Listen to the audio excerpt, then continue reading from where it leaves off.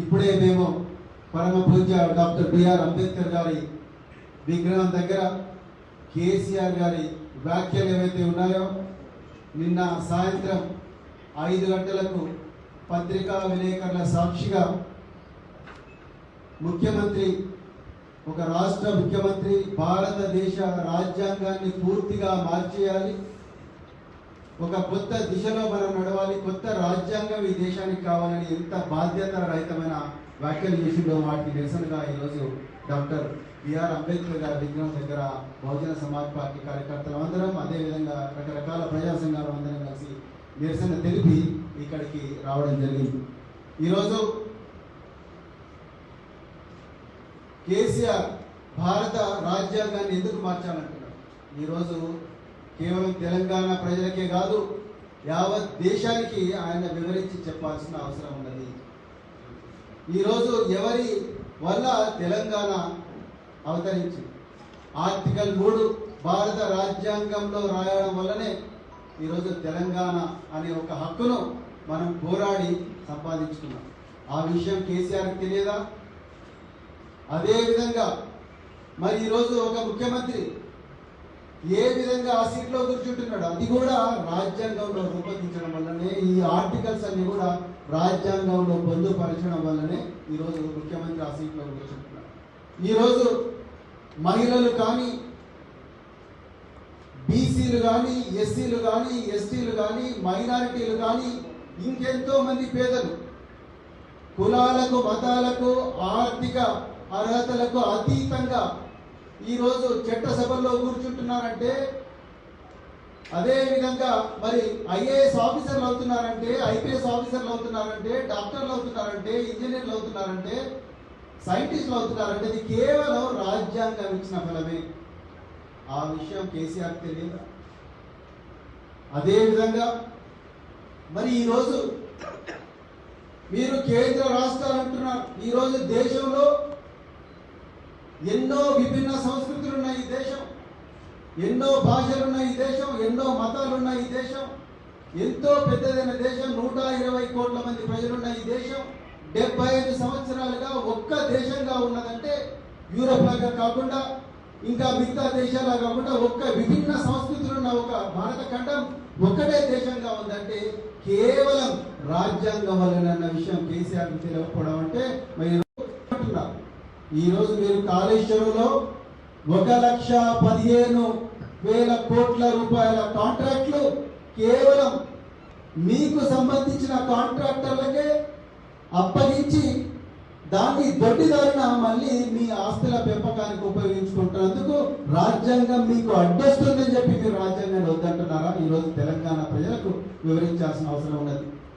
మీ కళ్ళ కిందనే మీరు ఏ నీటి పారుదల శాఖకు మంత్రిగా ఉన్నారో ఆ నీటి పారుదల శాఖలోనే ఒక ఐఏఎస్ ఆఫీసర్ తన ఇంట్లో జరిగిన వివాహానికి ఒక contractor, mega engineering infrastructures limited అనే కాంట్రాక్టర్ ఏకంగా 50 లక్షల రూపాయల ఇంట్లో ఉండే ఒక కార్యక్రమానికి ఇస్తున్నాడంటే మరి కాళేశ్వరంలో ఎన్నో ప్యాకేజీలు దక్కించుకున్న ఈ సంస్థ ఒక ఐఏఎస్ ఆఫీసర్ ఇంట్లో ఒక జరిగిన మీ ఏ నీటి పారుదల శాఖ ఉందో ఆ నీటి పారుదల శాఖలో లక్షల కోట్ల రూపాయల కాంట్రాక్ట్లు ఉన్న నీటి పారుదల శాఖలో ఉన్న ఒక ఆఫీసర్ ఇంట్లో ఒక కార్యక్రమానికి ఆ కంపెనీలు స్పాన్సర్ చేస్తున్నాయంటే ఈ విషయాలు దేశ ప్రజలకు తెలియకూడదనా? మీరు రాజ్యాంగాన్ని మరి రద్దు చేయమంటున్నారు.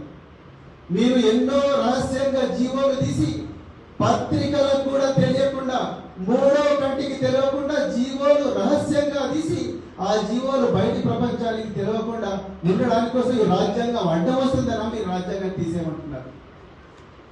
మీరు ఈ రాష్ట్రంలో మీ మొత్తం కుటుంబానికి అన్ని పదవులు ఇచ్చుకొని పేద ప్రజలను హీనంగా చూస్తూ ఏ ప్రజల సొమ్ముతో కట్టబడ్డ ప్రగతి భవన్లోకి ఒక చీమను కూడా ఎంటర్ కానివ్వడం లేదు. దీనికి రాజ్యాంగం అడ్డొస్తుందనా?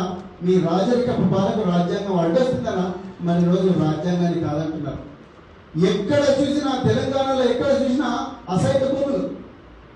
అసైన్డ్ భూములన్నీ కూడా పేద ప్రజలకు రాజ్యాంగం ద్వారా సంక్రమించిన అసైన్డ్ భూములు. అది బీసీలు కావచ్చు, వడ్డర్లు కావచ్చు, మాలలు కావచ్చు, మాదిగలు కావచ్చు, లంబాడలు కావచ్చు, లేకపోతే గిరిజన సోదరులు కావచ్చు, అగ్రవర్ణాలు ఉండే పేదలు కావచ్చు, వీళ్ళందరికీ రాజ్యాంగం ద్వారా సంక్రమించిన లక్షలాది ఎకరాల అసైడ్ భూములను మీరు గుంజుకొని మీకు దగ్గరున్న బడా కాంట్రాక్టర్లకు రకరకాల ఫ్రాడ్ స్కీమ్ల కింద వాళ్ళకి కట్టబెట్టే ఈ ప్రక్రియకు అడ్డం వస్తుందనా ఈరోజు మీరు రాజ్యాంగాన్ని రద్దు చేయమంటున్నారు.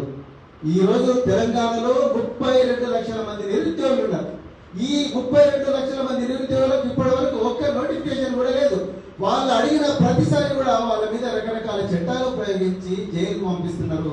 అందుకొరకు ఆ జైలుకు పంపించే ప్రక్రియకు ఈ వాళ్ళ హక్కులను కాలు రాసినప్పుడు వాళ్ళు అడిగినప్పుడు మరి రాజ్యాంగపరమైన హక్కులను చూసుకొని వాళ్ళు ఈ ప్రశ్నలు అడుగుతున్నప్పుడు ఆ ప్రశ్న అడుగుతారా మీరు రాజ్యాంగాన్ని రద్దు చేస్తామంటున్నారు. రాత్రికి రాత్రి 45 మంది జర్నలిస్టులను మీరు అదుపులోకి తీసుకొని, యూట్యూబ్ జర్నలిస్టులను అదుపులోకి తీసుకొని, సోషల్ మీడియాలో నిజాలను ప్రజలకు చెప్పే వాళ్ళని అదుపులోకి తీసుకొని రాత్రికి రాత్రి రకరకాల చట్టాలు పెడితే వాళ్ళు కోర్టుల ద్వారా విముక్తి పొందితే ఈ రాజ్యాంగం ద్వారానే వీళ్ళు నిజాలు చెప్తున్నారు. ఈ నిజాలు చెప్పకూడదని చెప్పి అడ్డం పెట్టాలన్నా మీరు ఈ రోజు రాజ్యాంగాన్ని రద్దు చేయాలంటే తెలంగాణ ప్రజలకు మా కాదు మొత్తం దేశ ప్రజలకు కూడా వివరించాల్సిన అవసరం ఉన్నది. ఒకవైపు మరి కేంద్రంలో బీజేపీ ఆర్ఎస్ఎస్ సంబంధిత మత సంస్థలు చాలా చోట్ల కూడా బాహాటంగా మరి ముస్లిం సోదరులను ఈ దేశం నుంచి ఏరి పారేయాలి, వాళ్ళని సంహరించాలని చెప్పి ఓపెన్ గా మరి ప్రకటనలు ఇవ్వడం జరిగింది. సుప్రీంకోర్టు రంగంలో దిగితే తప్ప వాళ్ళకు రక్షణ లేదు. పోయిన ఈ ఒక నెల క్రితం ఎన్నో చర్చల మీద దాడులు జరిగినాయి. దానికి కూడా సుప్రీంకోర్టు రంగంలోకి దిగితే తప్ప మరి ఈ మైనారిటీల మీద జరిగిన దాడులు కానీ లేకపోతే పోలీస్ వ్యవస్థ కదలడం లేదు. మరి ఈరోజు సుప్రీంకోర్టు సృష్టించిన పుస్తకం ఏంటి? రాజ్యాంగం. అంటే ఈ రాజ్యాంగాన్ని రద్దు చేయడం అంటే మైనారిటీలను సంహరించడమా లేకపోతే వీళ్ళందరినీ దేశం నుంచి పారదొరడమా? ఈరోజు కేసీఆర్ గారు మీరు దేశ ప్రజలకు చెప్పాల్సిన అవసరం ఉన్నది. ఈరోజు మహిళలకు రక్షణ లేదు. ఎక్కడ చూస్తే అక్కడ వాళ్ళ మీద అత్యాచారాలు జరుగుతున్నాయి. మరి మహిళలకు సమాన హక్కులు కల్పించిన రాజ్యాంగాన్ని మీరు రద్దు చేయమంటే రేపు మహిళలు మళ్ళీ రాజకీయంలో మరి మహిళలు బతికినట్టుగా బతకాలా అని చెప్పి ఈరోజు మీరు ఈ ప్రశ్నలకు ఆన్సర్ చెప్పాలి. అదే విధంగా మీరు రకరకాల బడ్జెట్ స్కీములు పెట్టిండ్రు. ఎక్కడ కూడా మీరు 1,00,000 కోట్ల బడ్జెట్ అన్నారు, 2 లక్షల కోట్ల బడ్జెట్ అన్నారు. కానీ ఇక్కడ పేద ప్రజలకు కనీసం 10%, 20%, 30% కూడా బడ్జెట్ మీరు రిలీజ్ చేయడం లేదు. అడిగిన ప్రతి ఒక్కరిని కూడా ఇందిరా పార్క్ దగ్గర ధర్నా చేస్తామంటే కూడా మీరు ధర్నా చేయలేదు. రాజ్యాంగం ధర్నా చేయడం అనే ప్రాథమిక హక్కును రాజ్యాంగం ఆర్టికల్ 14 నుంచి మరి ఆర్టికల్ 31 దాకా ప్రాథమిక హక్కులు రాజ్యాంగం కల్పించింది. ఈ ప్రాథమిక హక్కులను వాడుకుంటామని భయపడుతున్నారా మీరు? ఈ రోజు మేము ఇందిరా పార్క్ దగ్గర ధర్నా చేసుకుంటామంటే 2016లో మీరే ఇందిరా పార్క్ ధర్నా చౌక్ తీసేయించారు. ఈ రోజు ఆ ధర్నా చౌక్ తీసేయించడం అంటే మీరు ప్రజాస్వామ్యం మీద రాజ్యాంగం మీద ఏమాత్రం మీకు గౌరవం లేదు. ఇలాంటి రాజ్యాంగాన్ని మీరు పూర్తిగా రూపుమాపి కొత్త రాజ్యాంగం తీసుకొస్తే నిరంకుశ పాలనను కొనసాగించవచ్చా అని అనుకుంటున్నారా? అందుకొరకే మీరు రాజ్యాంగాన్ని మరి తీసేద్దామంటున్నారు. రాజ్యాంగాన్ని మారుద్దామంటే మరి ప్రజల హక్కును కాలరాడమేనా, ప్రజల హక్కును గొంతు నొక్కడమేనా అనేది మీరు చెప్పాలి. ఈరోజు ఎన్నో అక్రమాలు జరుగుతున్నాయి, ఎన్నో కుంభకోణాలు జరుగుతున్నాయి. ఈ రైట్ టు ఇన్ఫర్మేషన్ చట్టాన్ని మీరు మీ అధికారుల ద్వారా మొత్తం కూడా రద్దు చేయించారు. మళ్ళీ కోర్టుల దగ్గరికి పోయి దాన్ని మళ్ళీ ఉపశమనం పొందితే తప్ప దాన్ని ఎవరు కూడా గవర్నమెంట్ లో పట్టించుకున్న పాపన పోలేదు. అంటే ప్రజలకు సమాచారాన్ని హక్కు అనే చట్టం ద్వారా సంక్రమించిన హక్కును హక్కు ద్వారా మరి సమాచారాన్ని తీసుకుందామంటే కూడా తీసుకోనివ్వలేని నిరంకుశ పాలన కంటిన్యూ చేయడం కోసమైనా ఈరోజు మీరు రాజ్యాంగాన్ని మరి రూపుమాపుతామంటున్నారు. అందుకొరకు మిత్రులారా, మీ ద్వారా తెలంగాణ ప్రజలకు మేమేం చెప్తున్నామంటే ఈ రాజ్యాంగం అనేది చాలా పవిత్రమైనది. రాజ్యాంగంలో తప్పు లేదు. రాజ్యాంగంలో ఏవైతే చిన్న చిన్న సవరణలు చేయాల్సి వచ్చినప్పుడు రాజ్యాంగం కల్పించిన ప్రక్రియ ద్వారా చట్టసభలన్నీ కూడా ఆ ప్రక్రియ ద్వారా రకరకాల సవరణలు చేసుకున్నాయి. కానీ ఎప్పుడు కూడా రాజ్యాంగం యొక్క మౌలిక స్వరూపాన్ని ఏ ప్రభుత్వం కూడా మార్చే ప్రయత్నం చేయలేదు. మార్చే ప్రయత్నం చేసిన ఏ ప్రభుత్వం కూడా మనుగడలో ఉండలేదు అని చెప్పేసి ఈ సందేశం మీ ద్వారా ప్రజలకు తెలియజేస్తున్నాం మిత్రులారా. అందుకొరకే ఈ రోజు ప్రజలందరూ కూడా జాగరూకతమై ప్రజలందరూ కూడా దీని గురించి తెలుసుకొని ప్రజలందరూ కూడా దీని మీద శాంతియుతంగా నిరసనలు రాష్ట్ర వ్యాప్తంగా కాదు దేశ వ్యాప్తంగా కూడా నిరసన తెలిపి ఈ రాజ్యాంగాన్ని మార్చే ప్రక్రియ ఏదైతుందో ఆ ప్రక్రియను ప్రాణ త్యాగానికైనా సిద్ధమైన మరి రెడీ అయ్యి దాన్ని మనం రాజ్యాంగాన్ని రక్షించుకోవాలి.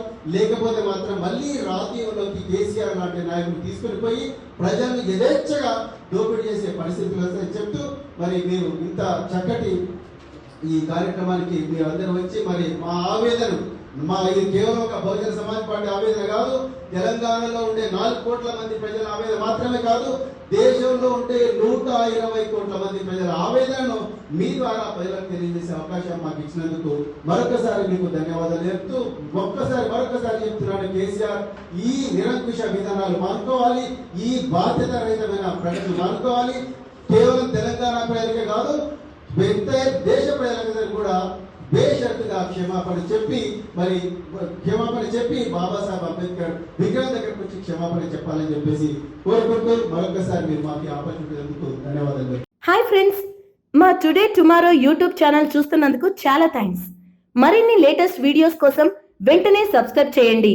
అలాగే ఈ బెల్ ని కూడా రింగ్ చేసేయండి. మా నోటిఫికేషన్స్ అన్ని మీ మొబైల్లో వస్తాయి. అలాగే మా వీడియోస్ మీకు నచ్చితే లైక్ చేయండి, షేర్ చేయండి, నచ్చకపోతే కామెంట్ చేయండి.